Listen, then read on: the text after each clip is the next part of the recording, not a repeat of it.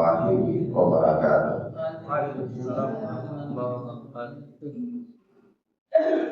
Walhamdulillahi hamdan katsiran thayyiban mubarakan fih kama yuhibbu rabbuna wa yarda. Asyhadu an la ilaha illallah wahdahu la syarika lah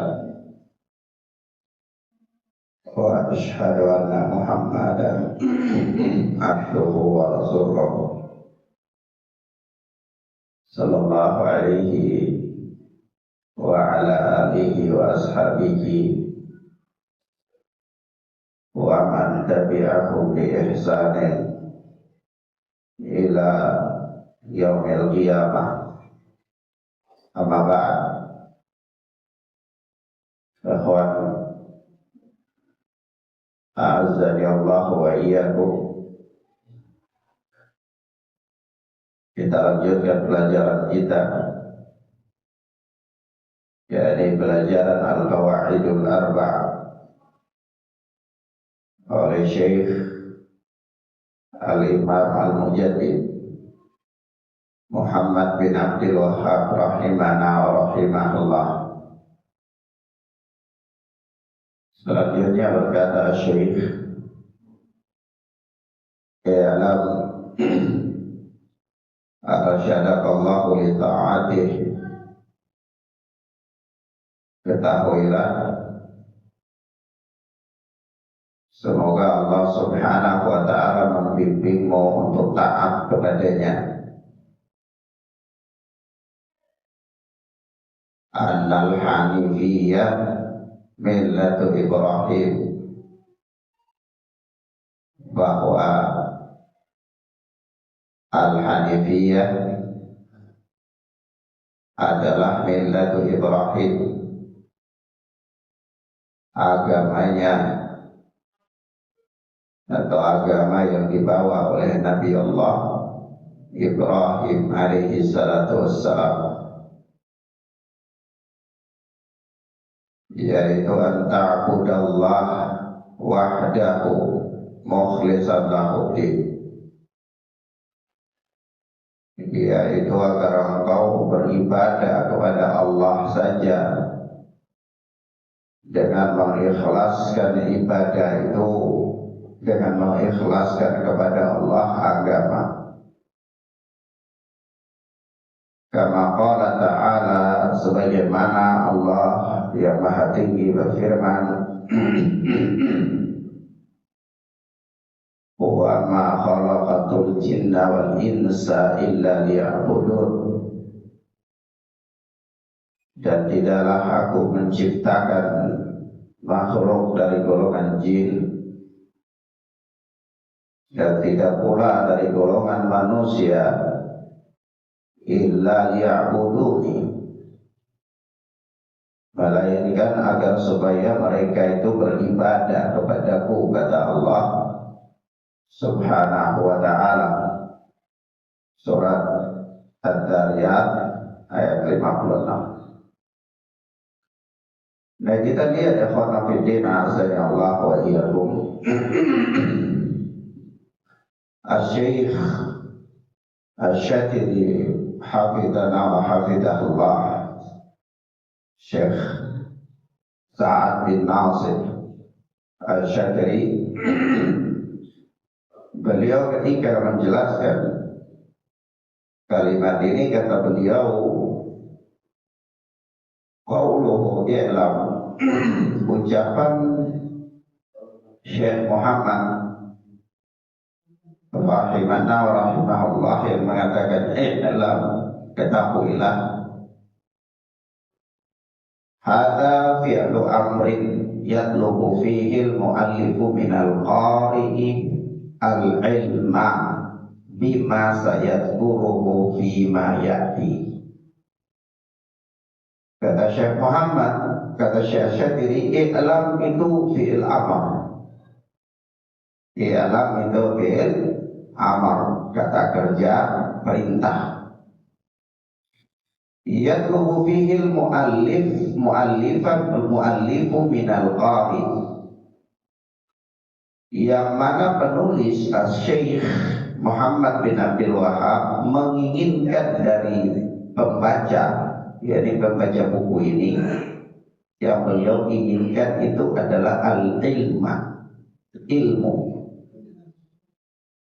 bima sayadkuruhu bima ya'ti, terhadap apa-apa yang akan beliau sebutkan nanti. Jadi maksudnya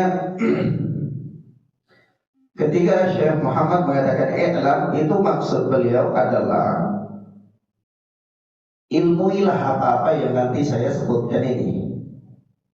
Pelajari dia, pahami dia, miliki ilmu terhadapnya. Ya. Nah ikhwana fiddin azani Allah wa iyyakum, sebab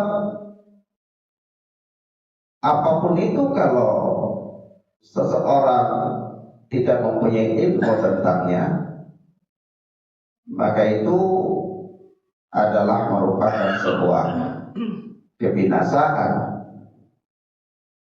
Sebab seorang yang melakukan sesuatu apapun tanpa ilmu, itu ujung-ujungnya binasa. Apakah binasa dari sisi agama ataukah binasa dari sisi keduniaan? Contoh datang dalam hadis yang dikeluarkan oleh Imam Abu Dawud rahimahullah, itu ada beberapa orang sahabat, mereka bersafar. Nah, begitu mereka bersafar, akhirnya mereka melalui malam di perjalanan itu, dan mereka bermalam di sebuah gua besar. Nah, begitu bermalam di gua, pada malam itu salah seorang dari mereka kepalanya tertumpuk batu, akhirnya luka besar di dinding gua itu. Nah, pada malam yang sama sahabat ini mengalami janabah, mimpi. Besok pagi ketika mau mandi, dia bingung. Ini keadaan janabah, mau sholat subuh ya harus mandi. Ya, begitu mau mandi, dinginnya sangat dingin, dan memang saya belum terlalu tahu di wilayah-wilayah lain, tapi kalau untuk di negeri Yaman itu, kalau dinginnya itu subhanallah. Kalau di kota Son'a itu udah maklum, kadang sampai di bawah 0 derajat, ya dinginnya, dan itu berlangsung sepanjang hari. Jadi di kota Son'a, kalau kita pakai baju itu udah lapis, sekarang pakai jas, ya. Kadang imamah nggak bisa diikat di sini aja, karena kalau keringat dingin ya dingin. Jadi dibalut seperti musafir di padang pasir. Padahal kita di kota. Ya. Itu sampai saking dinginnya itu ada listrik. Di baju ini kalau pas mau pegang ini ada percikan api, gitu. Selimut malam-malam kalau tidur terus mau tarik selimut itu api seperti api yang dipakai untuk orang biasa raket nyamuk itu. Subhanallah, dingin, saking dingin. Nah, itu bisa membayangkan kalau dingin kayak gitu terus mau sholat subuh, wah itu berat banget mau mandi. Dan sahabat ini kepalanya luka gede. Tanyalah dia kepada teman-temannya, ini adakah ini keringanan, ini rukhsah? Saya ini janabah, saya mau sholat subuh tapi luka ini kepala. Kalau mandi khawatir ini. Ya ada nggak keringanan yang nggak membolehkan mandi? Ya teman-temannya ini, para sahabat yang lain ini belum ada ilmu. Maka mereka berijtihad, mereka katakan nggak bisa, harus mandi, ya harus mandi. Maka mandilah ini orang. Begitu mandi apa yang terjadi?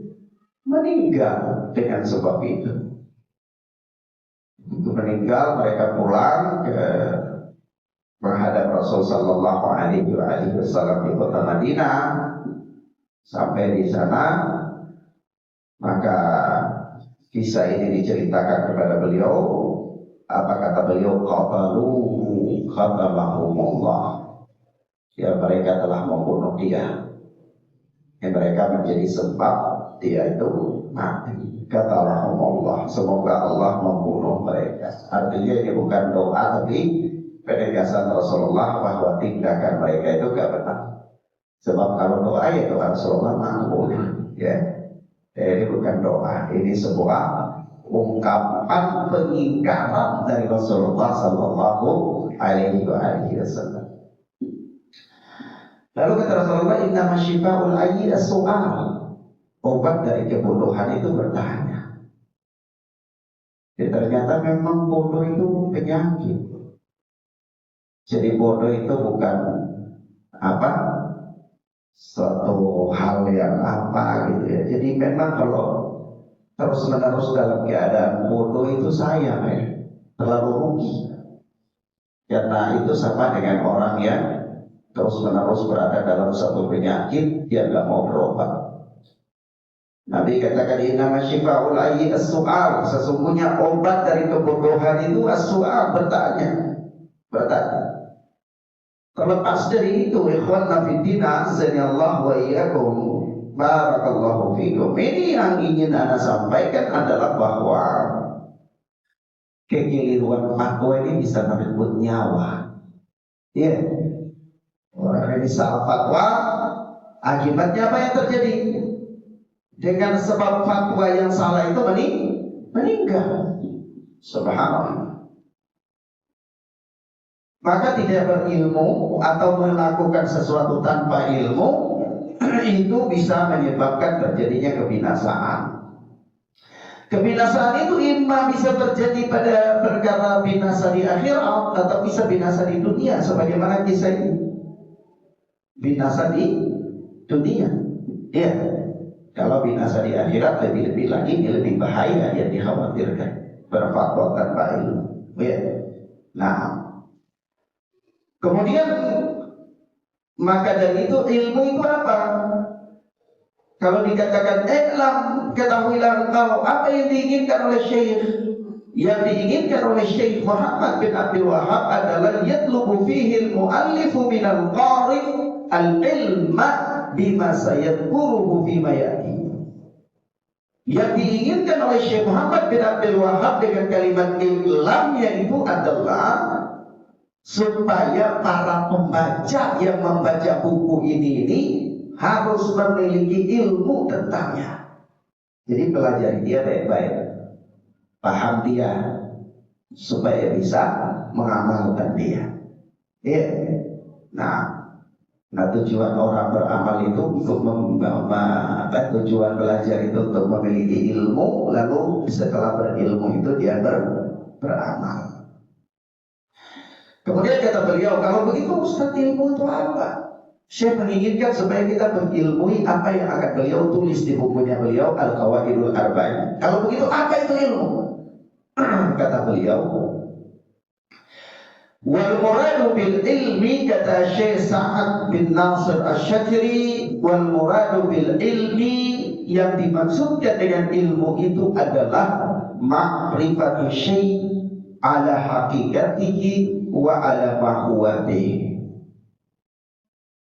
yaitu mengetahui sesuatu berdasarkan hakikatnya, yaitu sesuatu itu diketahui berdasarkan hakikatnya, itu ilmu, mengetahuinya. Wala yakunul ilmu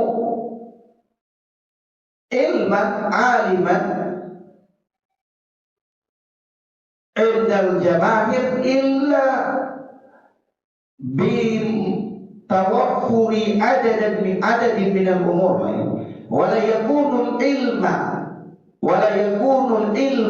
ilman, itu baru benar. Lu baca kayak tadi salah, baca pertama. Yang benar sesuai kitabnya, wala yakunul ilmu ilman, indal jamahir illa bitawakkuri adadin minal umur, yaitu ilmu itu tidak dinamakan ilmu, ilmu itu tidak dinamakan ilmu menurut jumhur ulama kecuali apabila terpenuhi ada di minal umur, terpenuhi beberapa syarat atau beberapa perkara yang ada padanya. Jadi ilmu itu ada hal-hal yang harus terpenuhi dulu baru bisa dikatakan ilmu. Kalau nggak terpenuhi bukan ilmu. Ya. Jadi orang bisa mengatakan ilmu ini, ilmu itu ini, ilmu dia ini berilmu. Kita katakan ilmu itu apa? Ilmu itu idrakus syai', ya, mengetahui sesuatu, atau ma'rifatus syai' ala hakikatihi wa ala ma huwa bih. Ilmu itu mengetahui sesuatu berdasarkan hakikatnya. Atau sebahagian fuqaha mendefinisikan ilmu dengan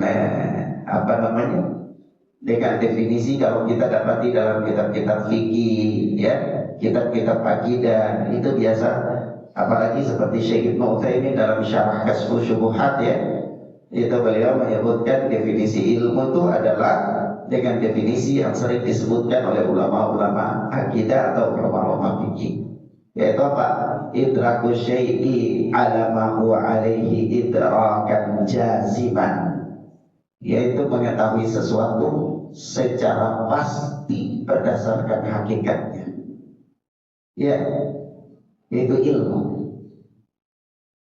Makanya dari itu kata Syekh Syatili di sini, ilmu itu tidak dinamakan ilmu, sesuatu tidak dinamakan ilmu sampai harus terpenuhi padanya beberapa perkara. Beberapa perkara. Al-amr awal, perkara yang pertama al-jazm, pasti. Pasti. Yani mengetahui sesuatu itu secara pasti, yakin. Ya. Fa inna ghairal jazimi laisa bi alimin bal huwa dhannun atau dhann. Karena mengetahui sesuatu secara tidak pasti itu bukan alim, bukan alim. Bahkan itu adalah dhon, prasangka. Paham maksudnya? Maksudnya begini, sesuatu dinamakan ilmu itu harus terpenuhi padanya beberapa perkara-perkara. Yang pertama harus pasti, pengetahuan itu pasti, yakin. Kalau ragu-ragu bukan. Ya, jadi kalau saya berilmu bahwa air itu panas, tapi ya itu panas atau enggak, ya, nah itu bukan ilmu, ya, karena apa? Masih ragu. Kalau ilmu apa? Ilmu itu pasti. Misalnya air panas, saya pastikan itu air itu panas berdasarkan hakikatnya. Atau es itu dingin, hakikatnya pasti. Tidak ada es yang panas. Ya, itu namanya ilmu, bahwa dia tahu benar. Ya. Jadi kalau orang bilang ya dia berilmu tentang ini, tentang itu, kita tanyakan, emang benar? Tapi kayaknya begitu. Oh, ini berarti bukan berilmu. Orang ini masih apa? Prasangka aja. Boleh nggak membangun sebuah hukum di atas prasangka? Hah? Nggak boleh. Membangun sebuah hukum di atas prasangka itu nggak boleh, karena itu bukan ilmu. Jadi sesuatu hukum itu harus dibangun di atas satu kepastian yang yakin. Ya, sebuah kesimpulan hukum itu harus dibangun di atas satu pengetahuan yang bersifat pasti dan yakin. Nah, itu baru namanya ilmu. Tapi kalau sebuah kesimpulan hukum dibangun di atas kemungkinan, dugaan, kita katakan itu bukan ilmu. Ya, kalau seandainya itu ada, ya sudah, itu sebatas apa? Kekayaan referensi aja. Ya, kekayaan apa? Referensi. Maka ini harus satu pahami dengan baik. Karena ketika mendalami ilmu agama, ilmu fikih atau ilmu hadis, kaidah ini berlaku. Kaidah ini berlaku. Makanya dari itu ulama tidak menerima riwayat dari orang-orang yang majhul, orang-orang yang wahid, banyak keliru, banyak ragu. Itu kenapa? Karena keraguan itu bukan ilmu, ditolak. Iya. Sementara ketetapan hukum harus ditetapkan dengan ilmu. Nah, yang namanya ilmu itu harus terpenuhi diantaranya pertama al-jazm, yaitu pengetahuan dengan yakin dan pasti. Iya, kalau ragu bukan ilmu. Al-amr tadi yang kedua, an yakuna al-ma'lumu muwafiqan lima fil waqi'. Fa in kana ma fi i'tiqadi al-insan wa idrakihi yukhalifu ma fil waqi', fa innahu la musamma ilman. Itu kalau yang kedua adalah an yakuna al-ma'lum muwafiqan lima fil waqi'. Yang diketahui itu harus sesuai dengan realita. Iya, yang diketahui itu harus sesuai dengan realita. Iya, paham ya? Jadi kalau tidak sesuai dengan realita itu ilmu bukan? Bukan. Orang katakan dia apa? Kayaknya orang itu dia baru selesai mandi, atau dia baru selesai jebur di lautan, tapi dia kering realitanya. Benar kan? Ilmu kan? Bisa kita katakan dia ini mimpi. Yang ngomong orang baru selesai jebur di lautan tapi kering itu mimpi. Ya? Atau bisa jadi syirik. Loh Ustaz, kenapa lari di syirik? Ya bisa lari di syirik. Kenapa? Kalau jangan sampai dia berkeyakinan orang ini punya ilmu sakti mandraguna, jebur ke dalam lautan tapi nggak basah. Ya? Maaf ya? Loh, kok bisa? Dia bisa. Maka dari itu Syekh Ibnu Utsaimin ketika membahas tentang meminta, ya, meminta itu ada yang meminta merupakan adat, ada meminta yang merupakan ibadah. Meminta yang merupakan ibadah itu tidak boleh diberikan kepada dia kecuali kepada Allah. Tapi meminta yang merupakan adat terbagi juga, ada yang boleh, ada yang nggak boleh. Yang nggak bolehnya itu gimana? Yang boleh ya, yang boleh kalau antum haus, orang punya air, atau katakan istini ya habibi, ya, tolong berikan saya air, boleh aja. Atau orang itu punya makanan, atau katakan tolong beri saya sedikit makanan, boleh. Tapi yang nggak boleh itu kalau antum lihat ada batu besar, terus di depan batu besar itu ada nenek-nenek. Antum katakan, nek tolong angkat batu itu buat saya, boleh kan? Itu juga meminta. Iya, apa ya? Tapi boleh nggak kayak gitu? Nggak boleh. Kenapa nggak boleh? Bisa dua. Pertama bisa haram karena ada unsur pelecehan tidak sesuai dengan wakil. Masa orang nenek-nenek bisa angkat batu yang begitu besar? Ini pelecehan tidak sesuai dengan wakil. Iya. Atau yang kedua, Anda berkeyakinan bahwa nenek-nenek ini punya ilmu sakti mandraguna yang dia bisa sentil langsung batunya terangkat. Maka ini hukumnya syirik. Begitu. Paham ya, Pak? Nah, maka kita katakan di sini syarat yang kedua yang harus ada pada suatu pengetahuan yang bisa dikatakan ilmu itu adalah muwafiqan lima fil waqi'. Harus sesuai realitas. Kalau orang katakan nggak mungkin orang itu ada di situ karena kalau dia di situ pasti basah. Padahal tempatnya kering. Waqi' kan? Nggak waqi'. Itu bukan ilmu. Ngomongnya itu bukan ilmu. Ya, paham ya? Kemudian kata beliau, fa in kana ma fi i'tiqadil insan wa idrakihi yukhalifu ma fil waqi' fa innahu la musamma ilman. Kalau yang diyakini oleh seseorang itu atau yang dipahami olehnya yukhalifu ma fil waqi', menyelisihi kenyataan, menyelisihi waqi', maka apa? Kata Syekh Asy-Syadzili, fa innahu la musamma ilman, itu bukan ilmu. Ya. Paham ya? Itu bukan ilmu. Al-amru tsalits, perkara yang ketiga. Jadi ilmu itu harus memenuhi unsur-unsur. Ya. Harus memenuhi beberapa unsur. Unsur pertama harus pasti terhadap apa yang kita tahu, itu harus pasti. Ya, unsur yang kedua harus sesuai realita. Ya. Unsur yang ketiga, al-amru tsalits, an yakuna dzalikal idrak mabniyan ala dalil. Ya, pemahaman tersebut harus dibangun di atas dalil. Ya, jadi pemahaman itu bukan lantur-lantur doang. Ya, tapi harus dibangun di atas dalil. Itu baru namanya ilmu. Ya, paham ya Pak?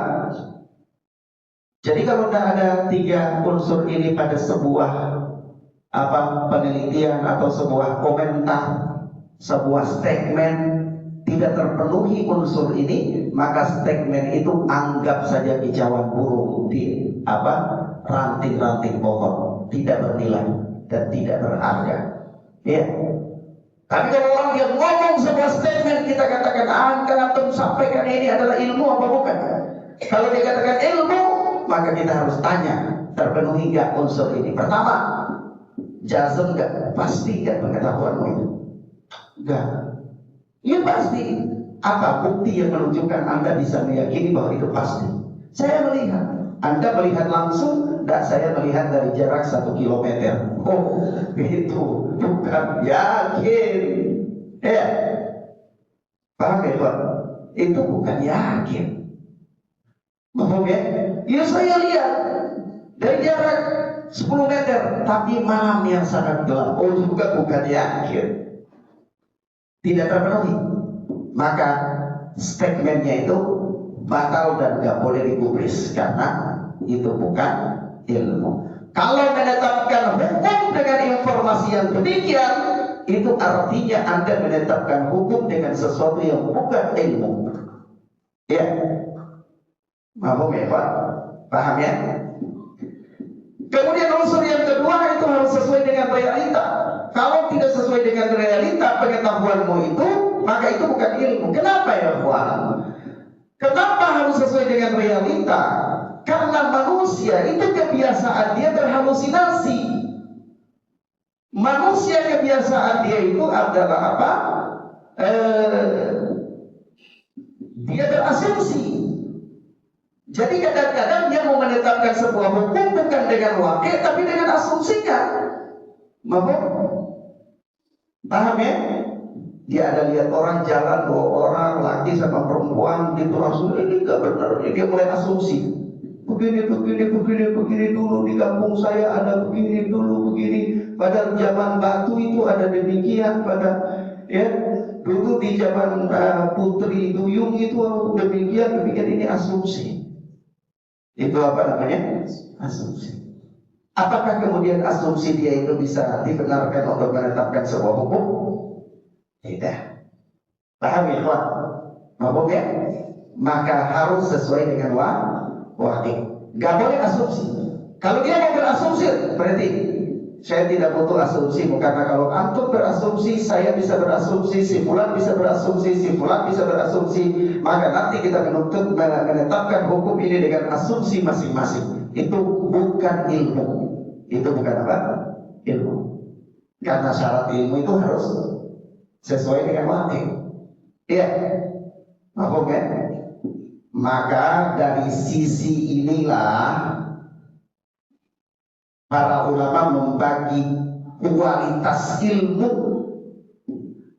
Esensi ilmu itu menjadi doruri dan ma'dori.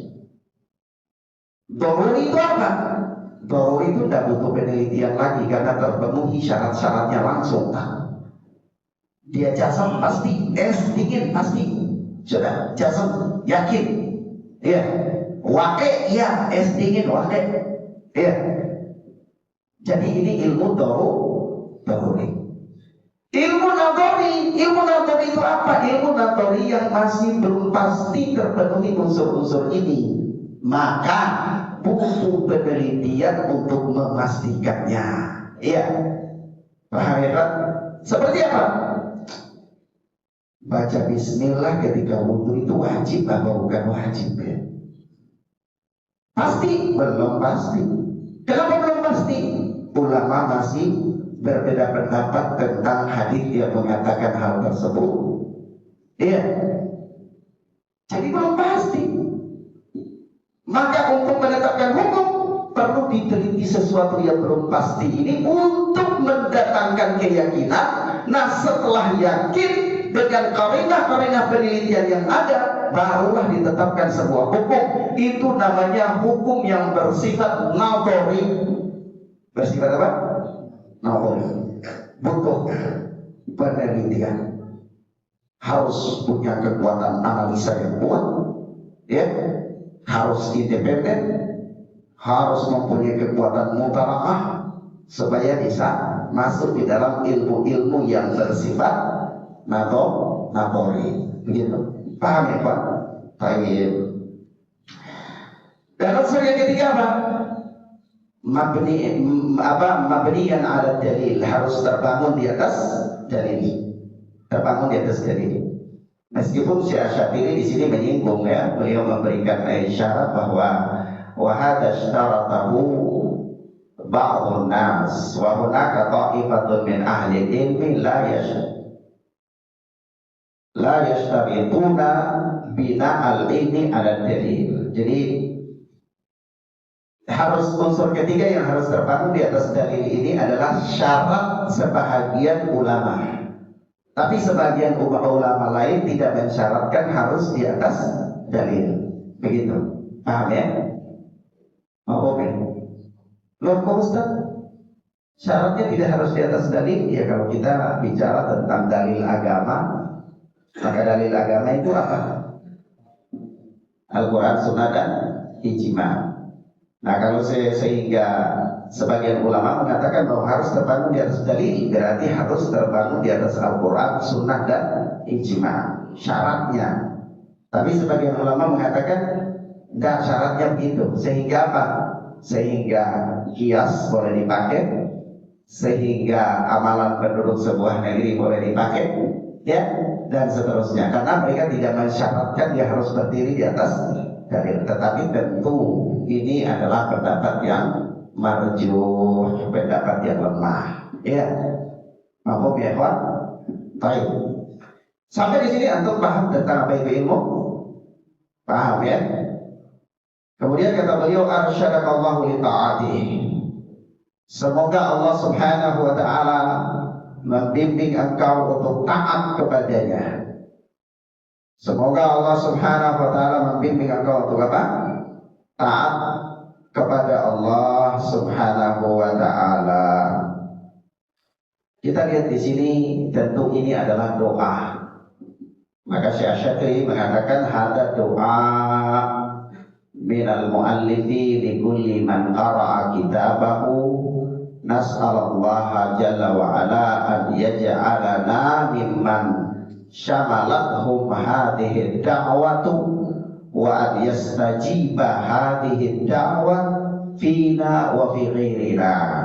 Yaitu ini adalah doa dari penulis, doa dari Syekh Muhammad bin Abdul Wahab, dan tentu kita mengaminkan ya. Kita katakan amin, semoga kita masuk dalam doa yang beliau doakan, yaitu kita menjadi orang-orang yang dibimbing oleh Allah untuk taat kepada Allah Subhanahu wa taala. Lalu apa kata beliau? Doa itu likul liman qara'a kitabahu, kepada setiap orang yang membaca bukunya. Buku mana? Buku Al-Qawaid Al-Arba', ya. Nas'alallah jalla wa ala an yaj'alana mimman syamilathum hadhihi dakwah, dan kita memohon kepada Allah agar menjadikan kita termasuk orang yang masuk di dalam doa ini, ya, wa yastajiba hadhihi dakwah fina wa fi ghairina. Dan kita memohon kepada Allah semoga Allah mengabulkan doa ini untuk kita dan untuk selain kita. Ya, kita yang membacanya semoga Allah mengabulkan doa ini sehingga kita itu dibimbing oleh Allah, dan orang-orang yang mendengar, orang-orang yang mempelajari, duduk di majelisnya juga semoga mereka masuk di dalam doa Syekh ini menjadi orang-orang yang dibimbing oleh Allah untuk taat kepada Allah Subhanahu wa taala. Ikhwan, ketaatan itu butuh hidayah. Iya. Ketaatan itu butuh hidayah. Kalau Allah tidak memberikan hidayah kepada seseorang, dia tidak bisa taat kepada Allah. Dia tidak bisa taat kepada Allah Subhanahu wa taala. Berapa banyak orang mereka punya ilmu. Berapa banyak orang mereka punya pemahaman. Berapa banyak orang mereka punya hafalan. Tapi Allah tidak memberikan dia taufik untuk taat kepada Allah Subhanahu wa taala. Ya. Maka ada orang-orang yang kadang-kadang kita lihat kayaknya nggak masuk nalar kita. Dia itu berilmu loh. Dia itu doktor, lulusan universitas ini dan itu, ya. Dia doktor di bidang akidah, dia doktor di bidang hadis, dia doktor di bidang ini dan itu. Tapi kok bisa komentar-komentarnya nyeleneh kayak gitu? Gak habis pikir. Bukan. Jangan gak habis pikir. Ya, harus pikir bahwa itulah terletak pada pentingnya hidayah. Manusia itu butuh terhadap apa? Hidayah. Maka doa kepada Allah. Allahumma inni as'alukal huda wat tuqa wal afaf wal ghina. Ya Allah, aku memohon kepada Engkau dengan sungguh-sungguh petunjuk. Dan tuqa, ketakwaan. Ketakwaan itu butuh bimbingan dari Allah Subhanahu wa taala. Karena kalau orang itu dia tidak bertakwa, dia punya ilmu tapi dia tidak bertakwa, ngeri orang yang punya ilmu tapi tidak bertakwa, ngeri. Berapa banyak cendekiawan yang mereka menyerang Islam pada sepi-sepi Islam. Itu mereka punya ilmu apa tidak? Punya ilmu. Kalau mereka tidak punya ilmu, mereka tidak bisa berbicara dari sisi bidang-bidang yang mereka bicara untuk mengkritisi prinsip-prinsip Islam itu. Dia punya ilmu. Bahkan dia punya ijazah, bertumpuk-tumpuk mungkin ijazahnya. TK tahun. Dulu belum ada tahun, tapi sekarang ada tahun dia. Ijazah tahun, ijazah TK, ijazah SD, ijazah SLTP, ijazah SMA, ijazah S1. Banyak sekali kalau ditulis di belakang namanya pendek, detailnya panjang. Lebih repot lagi kalau dia nggak sekolah tapi punya ijazah. Nah, maka ikhwan fillah azza wa iyyakum ini bahaya. Ini sangat sangat bahaya. Maka ikhwan fillah azza wa iyyakum, untuk menaati Allah Subhanahu wa taala itu butuh hidayah, butuh bimbingan, butuh taufik dari Allah Subhanahu wa taala. Begitu juga ya. Kita itu kata Syekh di sini, perhatikan Syekh Asy-Syadzili menjelaskan wa rusd yuqabilul ghayy. Ya, ar-rusd itu lawan daripada al-ghayy. Ghayy itu menyimpang, al-rusd itu berarti bimbingan, bukan menyimpang, lurus. Apa maksudnya al-muradu bihi? Yang dimaksudkan dengan ar-rusd di sini adalah as-sulukul mustaqimul mabni ala ilmin sahih. jalan yang lurus yang dibangun di atas ilmu yang sahih. Subhanallah. Ya, jalan yang lurus ya Pak, yang dibangun di atas ilmu yang sahih. Wal muradu bihi huna ad-dalalatu wat taufiq. Dan yang dimaksudkan di sini adalah apa? Hidayah dan taufik. Ya, hidayah dan taufik. Makanya dari itu kata orang begini adalah, kalau kita masuk di dalam bab-bab pembahasan tentang hidayah, itu para ulama selalu membagi hidayah itu ada dua. Ada hidayah rusyd dan ada hidayah taufik. Hidayah rusyd itu adalah bimbingan. Ya, setiap orang itu dia bisa dengan izin Allah, asal atas dia punya kemampuan, dia bisa membimbing manusia. Ya, dia membimbing manusia dengan upayanya agar manusia itu bisa taat kepada Allah. Dia bimbing manusia supaya manusia itu keluar dari apa? Kegelapan kesyirikan, kegelapan kemaksiatan kepada cahaya hidayah. Ya, cahaya tauhid, cahaya sunnah, itu bimbingan. Itu apa? Bimbingan. Tapi ada hidayah itu taufik. Taufik itu hidayah yang mutlak berada di tangan Allah Subhanahu wa ta'ala. Nah, akhwana fiddin azanillahu wa iyyakum. Kemudian di sini katanya li taati, untuk taat kepada Allah. Taat itu apa sih? Ya. Taat itu apa? Taat itu kata Syekh Syadri di sini, wal muradu bi ta'ah, yang dimaksudkan dengan taat adalah muwafaqatul amri wajtinabun nahyi, yaitu mencocoki perintah atau dengan kata lain melaksanakan perintah, wajtinabun nahyi, dan menghindari yang dilarang. Ya, menjauhi yang dilarang. Itulah taat. Taat itu apa? Taat itu adalah melaksanakan perintah, berhenti pada hal-hal yang diperintahkan, yang tidak boleh lebih dari yang diperintahkan, dan apa? Menjauhi hal-hal yang dilarang. Itu taat. Maka di sini ada berikan catatan. Untuk perlu paham, kalau taat itu adalah mencocoki perintah, melakukan sesuatu sesuai dengan perintah dan menjauhi hal-hal yang dilarang. Maka yang namanya perintah dan larangan itu harus bersifat pasti, supaya dia dinamakan dengan ilmu. Iya, mahfum ya? Tidak boleh seseorang dia melakukan sesuatu perkara dengan dikatakan ini diperintah, tapi kemungkinan ihtimalan. Kenapa tidak ada dalil yang sharih? Nah, ini juga tidak bisa dipastikan. Iya.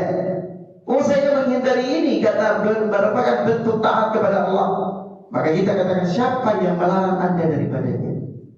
Kalau dikatakan Allah, mana dalil sharihnya? Tidak ada. Ini cuma sebuah apa? Ijtihad. Oh, maka kita katakan itu bukan kepastian, butuh penelitian lagi. Butuh apa? Penelitian lagi. Nah, mahfum ya? Tetapi kalau sesuatu yang sudah sharih, jelas-jelas itu adalah perintah, sesuatu yang sudah sharih, jelas-jelas itu adalah larangan, maka disitulah seseorang kalau dia menghindarinya atau dia menerapkannya dalam kehidupannya, maka itulah arti daripada taat. Maka kita katakan, sekecil-kecilnya ketaatan atau ketaatan itu kapan dikatakan seseorang itu sudah taat? Dalam pandangan syariat itu sudah taat. Apakah dia harus melaksanakan semua perintah, menjauhi semua larangan, atau dia melaksanakan kewajiban, sunnah, yustahab, semua dia lakukan dalam kehidupan dia baru dikatakan taat? Tidak. Kapan orang itu dikatakan taat? Orang itu dikatakan taat tatkala dia melakukan kewajiban sudah cukup. Itu sudah cukup dia dikatakan taat. Dan dia menghindari hal-hal yang diharamkan. Itu sudah dikatakan taat. Kenapa? Karena kewajiban yang bersifat pasti dan menghindari larangan yang bersifat pasti itu sudah cukup. Ya, sudah cukup. Maka dari itu ketika Al-Imam An-Nasai membawa sebuah riwayat ya, membawa sebuah riwayat di dalam sunannya bahwa suatu ketika ada seorang sahabat datang kepada Rasulullah Sallallahu Alaihi Wasallam dan dia katakan, ya Rasulullah, maftaradallahu alayya minas salah, apa yang Allah wajibkan kepadaku dari sholat ini? Kata Nabi Sallallahu Alaihi Wasallam, as-salawatul khams, sholat 5 waktu. Dia katakan lagi, maftaradallahu alayya minas siyam, apa yang Allah wajibkan kepadaku dari puasa. Kata Nabi, as-shawmu Ramadan illa an tatawwa'a, puasa Ramadan kecuali kalau kamu mau tambah dengan puasa-puasa sunnah. Dia katakan lagi, maftaradallahu alayya minaz zakah, apa yang Allah wajibkan kepadaku dari zakat. Kata Nabi, az-zakatul mafruḍah illa an tatawwa'a, zakat wajib kecuali kalau kamu mau tambah sunnah, sedekah, infak. Tapi kalau bicara tentang zakat, ya yang wajib aja. Apakah itu fitrah atau apakah itu apa? Zakatul mal, harta. Lalu apa kata orang ini? Terakhir dari itu dia katakan, wallahi ma azidu wala anqusu alaha. Demi Allah saya tidak mau tambah dan tidak mau kurang. Sudah. Kalau bicara sholat 5 waktu doang, kalau bicara puasa Ramadan doang, kalau bicara zakat ya fardu doang, itu sunnah-sunnah ya udah. Saya nggak mau tambah, itu aja. Apa kata Nabi? Ketika orang ini pergi, dan apa kata Nabi? Kalau seandainya dia benar, maka dia termasuk penduduk surga. Maka taat apa enggak? Taat. Itu yang tadi kata-kata. Sebab kalau kita bicara nanti tentang perkara yang lainnya lebih jauh, itu keumuman perkara yang masih membutuhkan pembahasan yang panjang. Sehingga terkadang satu perkara yang tidak ada nas yang syar'i itu menurut yang sahih yang jelas, bisa jadi menurut sebahagian ulama itu sunnah, tapi menurut ulama lain bukan sunnah. Sehingga konsekuensinya bagi ulama yang mengatakan sunnah melakukannya mendapatkan pahala, tapi bagi ulama yang mengatakan bukan sunnah melakukannya justru berdosa. Paham ya? Iya. Paham ya? Jadi kalau sebab itu Allah tidak membebani kita di dalam hal-hal yang itu. Karena itu adalah sesuatu yang berat bagi orang dan sifatnya masih nisbi. Sifatnya masih apa? Nisbi. Allah Subhanahu wa taala hanya menetapkan kepada kita hal-hal yang sudah sahih, ya, berupa kewajiban-kewajiban yang sudah ma'lumun bid-daruri. Sudah pasti keilmuannya. Ya, ilmu tentangnya. Mahum ya, kawan? Baik. Ilahuna ikhwana fiddin azani Allah wa iyyakum, naktafi bihadzal dars. Kita cukupkan sampai di sini insyaallah taala. Pada pertemuan berikutnya kita lanjutkan kepada Al-Hanifiyah millatu Ibrahim. Ya, Al-Hanifiyah itu adalah agamanya Nabi Allah Ibrahim alaihi salatu wassalam. Wassallallahu ala nabiyina Muhammad wa ala alihi wa sahbihi wa sallam. Subhanakallahumma wa bihamdika asyhadu an la ilaha illa anta astaghfiruka wa atubu ilaik. Wassalamualaikum warahmatullahi wabarakatuh.